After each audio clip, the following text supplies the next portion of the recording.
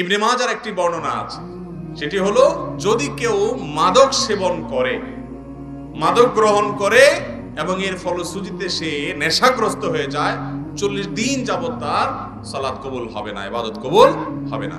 তো ধূমপানটা তো এটা তো এর ফলে এক নম্বর কথা হলো মানুষ আসক্ত হয় না, মাতলামি করে না, মাতলামি আসে না।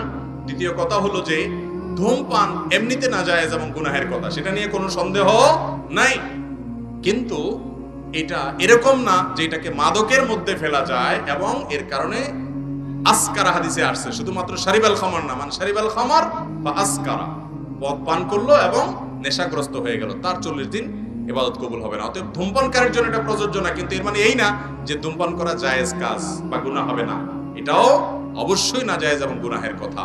নোংরা একটা জিনিস এই ধূমপান, বিষপান, লেখাই আছে যেটা স্বাস্থ্যের জন্য ক্ষতিকর, তারপর আবার পয়সা দিয়ে কিনে খাই। আল্লাহ